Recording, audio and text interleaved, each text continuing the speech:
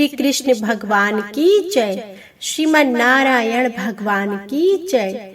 राधे राधे, जय श्री कृष्णा। आप सभी का दिन शुभ हो।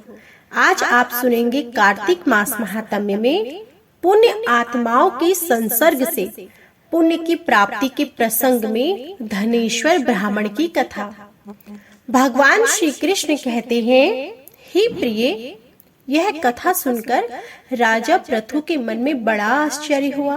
उन्होंने भक्ति पूर्वक देवर्षि नारद का पूजन करने के पश्चात उन्हें विदा किया। इसलिए माघ स्नान, कार्तिक स्नान तथा एकादशी, ये तीनों व्रत मुझे अत्यंत प्रिय हैं।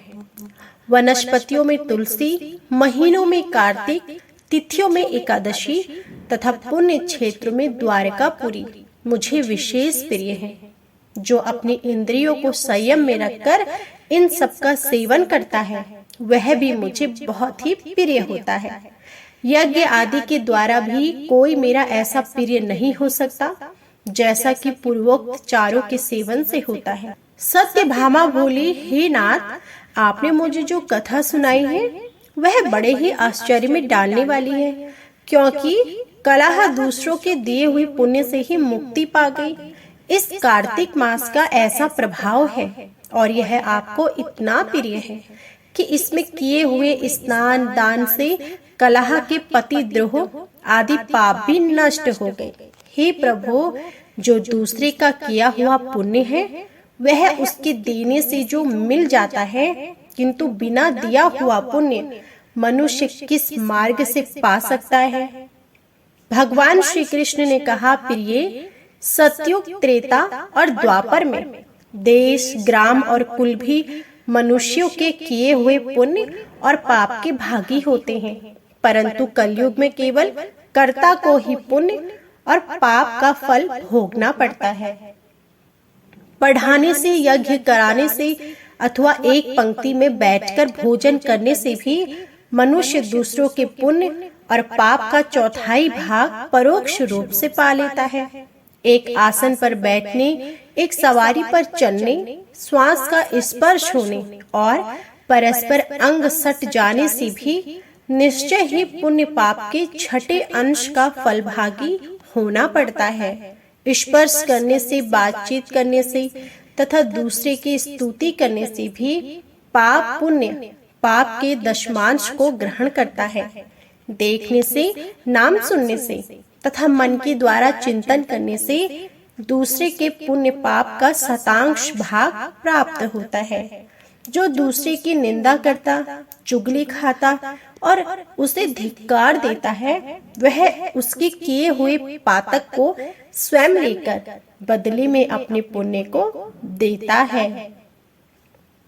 एक पंक्ति में बैठकर भोजन करने वाले लोगों में से जो किसी को परोसने में छोड़ देता है, उसके पुण्य का छठा भाग उस छोड़े हुए व्यक्ति को मिल जाता है। जो स्नान और संध्या आदि करते समय किसी को छूता या उससे बातचीत करता है, उसे अपने कर्म जनित पुण्य के छठे अंश को उस व्यक्ति को दे देता है। जो धर्म के उद्देश्य से दूसरे मनुष्य से धन की याचना करता है, उसके पुण्य कर्म के फल को धन देने वाला व्यक्ति भी पाता है। जो दूसरे का धन चुराकर पुण्य कर्म करता है, उसका फल धनी को ही मिलता है, कर्म करने वाले को नहीं। जो मनुष्य दूसरे का ऋण चुकाए बिना ही मर जाता है, उसके पुण्य को धनी मनुष्य अपने धन के अनुसार बांट लेता है। कर्म करने की सलाह देने वाला, अनुमोदन करने वाला, सामग्री जुटाने वाला तथा बल से सहायता करने वाला पुरुष भी पुण्य पाप के छठे अंश को पा लेता है। राजा अपनी प्रजा से, गुरु शिष्य से, पति अपने पति से तथा पिता अपने पुत्र से उसके पुण्य पाप का छठा अंश प्राप्त करता है। स्त्री भी यदि सदा अपने पति के मन के अनुसार चले और सदा उसे संतोष देने वाली हो, तो वह पति के पुण्य का आधा भाग प्राप्त करती है। स्वयं धन देकर अपने नौकर या पुत्र के अतिरिक्त किसी भी दूसरे के हाथ से दान कराने वाला पुरुष के पुण्य कर्मों के छठे भाग को कर्ता ले लेता है। व्रति देने वाला पुरुष व्रति भोगी के पुण्य का छठा अंश लेता है, किंतु यदि उसके बदले में उसने अपनी या दूसरे की सेवा न कराई हो तभी उसे लेने का अधिकार होता है। इस प्रकार दूसरों के किए हुए पुण्य और पाप बिना दिए भी सदा आते रहते हैं। इस विषय में एक प्राचीन इतिहास है जो बहुत ही उत्तम और पुण्यमयी बुद्धि प्रदान करने वाला है। उसे ध्यान पूर्वक सुनो। पूर्व काल की बात है। अवंतीपुरी में धनेश्वर नामक एक ब्राह्मण रहता था। वह ब्राह्मणोचित कर्म से भ्रष्ट, पाप परायण और खोटी बुद्धि वाला था। रस, कंबल, चमड़ा आदि बेचकर तथा झूठ बोलकर वह जीविका चलाता था। उसका मन चोरी, वैश्यागमन, मदिरापान और जुए आदि में सदा आसक्त रहता था।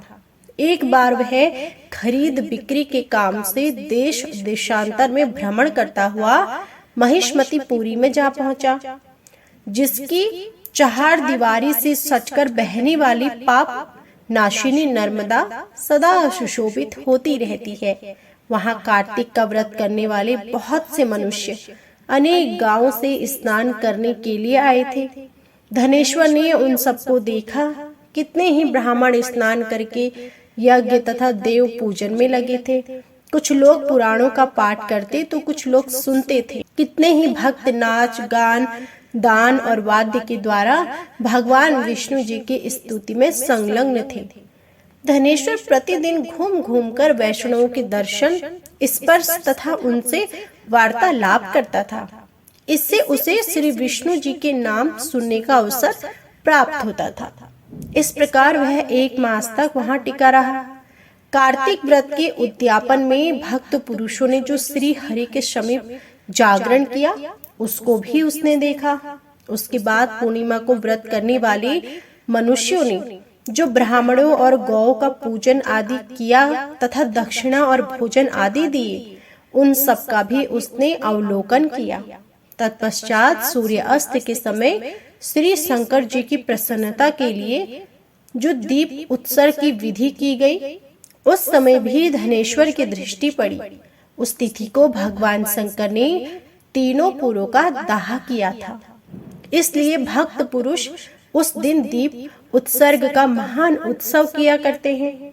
जो मुझ में और भगवान शिव जी में भेद बुद्धि करता है, उसके सारे पुण्य कर्म निष्फल हो जाते हैं। इसमें तनिक भी संदेह नहीं है।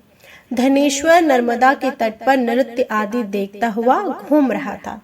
इतने में ही एक काले सांप ने उसे डस लिया। वह व्याकुल होकर पृथ्वी पर गिर पड़ा।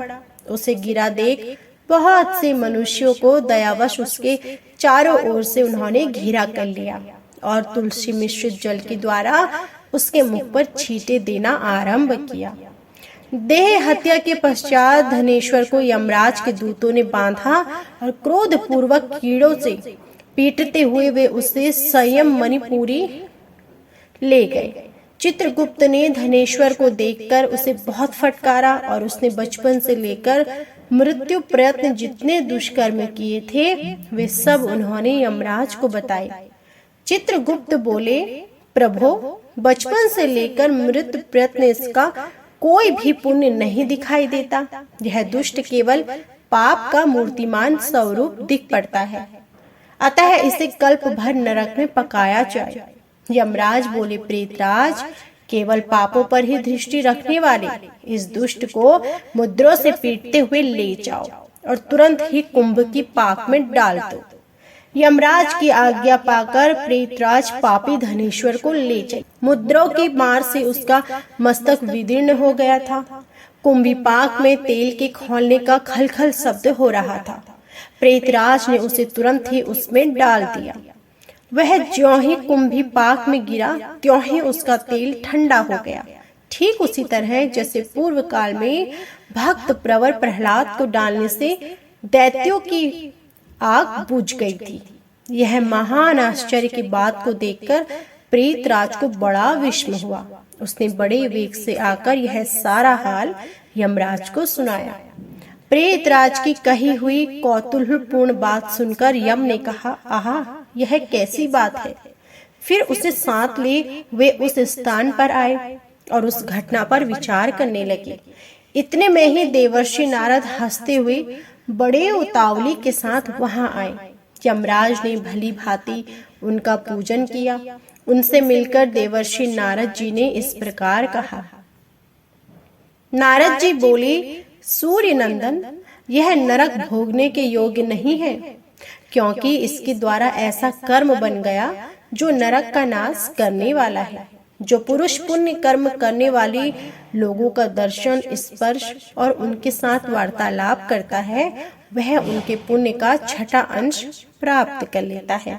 यह तो 1 मास तक श्री हरि के कार्तिक व्रत का अनुष्ठान करने वाले असंख्य मनुष्यों के संपर्क में रहा है, अतः उन सबके पुण्य अंश का भागी हुआ है।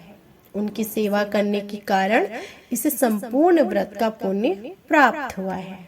अतः इसके कार्तिक व्रत से उत्पन्न होने वाली पुण्यों की तो कोई गिनती नहीं है। कार्तिक व्रत करने वाले पुरुषों के बड़े बड़े से पातकों का भी भक्त वत्सल श्री विष्णु पूर्णतः नाश कर डालते हैं। तुलसी मिश्रित नर्मदा के जल से इसको नहलाया है और श्री विष्णु जी के नाम का भी श्रवण कराया है, इसलिए इसके सारे पाप नष्ट हो गए हैं। अब धनेश्वर उत्तम गति प्राप्त करने का अधिकारी हो गया है। यह वैष्णव पुरुषों का कृपा पात्र है, अतः इसे नरक में ना पकाओ।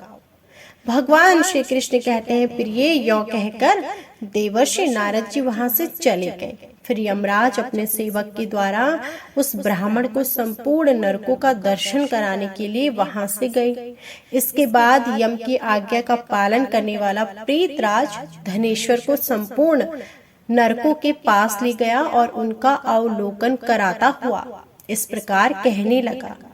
प्रेतराज ने कहा, धनेश्वर, महान भय देने वाले इन घोर नरकों की ओर दृष्टि डालो। इनमें पापी पुरुष सदा यमराज के सेवकों द्वारा पकाए जाते हैं। यह जो भयानक नरक दिखाई देता है, इसका नाम तप्त बालुक है। इसमें ये पापाचारी जीव अपनी देह दग्ध होने के कारण क्रनंदन कर रहे हैं। जो मनुष्य बलि वैश्वदेव के अंत में भूख से दुर्बल हो जाता है और घर पर आए हुए अतिथियों का सत्कार नहीं करते, वे अपने पाप के कारण इस नरक में कष्ट भोगते हैं। जो गुरु, अग्नि, ब्राह्मण, गौ देवता तथा मूर्धाभिषिक्त राजाओं को लात मारते हैं, वे ही पापी यहाँ दृष्टि गोचर हो रहे हैं। यहाँ तपी हुई बालू पर चलने के कारण इनके पैर जल गए हैं। नाना प्रकार के पापों के कारण इसमें आना पड़ता है। देखो, यहाँ सुई के समान मुंह वाली कीड़ों के द्वारा पापियों के शरीर विदीर्ण हो गए हैं। यह नरक भयानक मुख वाले अनेक प्रकार के कीटों से ठसाठस भरा हुआ है। यह भी बड़ा भयानक दिखाई देता है। 80 पत्रवन आदि भेदों से यह नरक 6 प्रकार का बताया गया है, जो दूसरों की पत्नी और पुत्र आदि से तथा अन्याय प्रियजनों से विहोज करता है। वे लोग यहाँ कष्ट भोगते हैं। देखो, ये पापी कितने कष्ट भोगते हैं और किस प्रकार इधर उधर क्रंदन करते हैं। यह चौथा नरक तो और भी भयानक है। इसका नाम है अर्गला। देखो, यमराज के दूत नाना प्रकार के पासों से बांधकर इन पापियों को मुद्रों आदि से पीट रहे हैं। जो साधु पुरुषों और ब्राह्मणों आदि को गला पकड़कर या और किसी उपाय से कहीं आने जाने से रोकते हैं, वे पापी यमराज के सेवकों द्वारा यहाँ यातना में डाले जाते हैं। इसका नाम है कुटशालमली। यहाँ जो ये सेमल आदि के वृक्ष खड़े हैं, ये सभी जलते हुए अंगारे के समान हैं। इसमें पापियों को यातना दी जाती है। पराई स्त्री और पराये धन का अपहरण करने वाले तथा दूसरों से द्रोह करने वाले पापी यहाँ कष्ट भोगते हैं। इसे यह छठा नरक और भी अद्भुत है। इसे रक्त पीयू कहते हैं। इसमें रक्त और पीप भरा होता है। इसकी ओर देखो तो सही, इसमें कितने पापी मनुष्य नीचे मुंह करके लटकाए गए हैं। ये सब अभक्ष, भक्षण और निंदा करने वाले तथा चुगली खाने वाले हैं। कोई डूब रहे हैं, कोई मारे जा रहे हैं। ये सब के सब डरावनी आवाजों के साथ चीख रहे हैं। धनेश्वर अब इधर दृष्टि डालो। यह भयंकर दिखाई देने वाला 7वां नरक कुंभीपाक है। यहाँ तेल आदि द्रव्यों के भेद से 6 प्रकार का यमराज के दूत महापापी पुरुषों को इसी में डालकर लौटाते हैं। वे पापी इसमें अनेक हजार वर्षों तक डूबते उतराए जाते हैं। देखो वे भयानक नरक सब मिलाकर 42 हैं। आर्द्र और सूक्ष्म आदि भेदों से प्रत्येक नरक 2 प्रकार का है। इस प्रकार ये नरक पृथक जाति भ्रंशकर, उपपातक, अतिपातक और महापातक ये 7 पृथक 84 की संख्या में स्थित हैं। प्रकीर्ण, अपांतेय, मालिनीकरण प्रकार के पातक माने गए हैं। इनके कारण पापी पुरुष उपयुक्त 7 नरकों में क्रमशः यातना भोगते हैं। तुम्हें कार्तिक व्रत करने वाले पुरुषों का संसर्ग प्राप्त हो चुका है, इसलिए अधिक पुण्य राशि का संचय हो जाने से नरकों के कष्ट से छुटकारा मिल गया। भगवान श्री कृष्ण कहते हैं, सत्यभामा इस प्रकार प्रेतराज धनेश्वर को नरकों का दर्शन कराकर उसे यक्ष लोक में ले गया और वहां जाकर वह यक्ष हुआ। तो यह थी आज की संपूर्ण कथा। इससे आगे की कथा आप हमारी अगली वीडियो में जरूर सुनिएगा। आज की कथा पसंद आई हो तो प्लीज वीडियो को लाइक कीजिएगा। कमेंट बॉक्स में जय श्री हरि जरूर लिखिएगा। जय श्री हरि।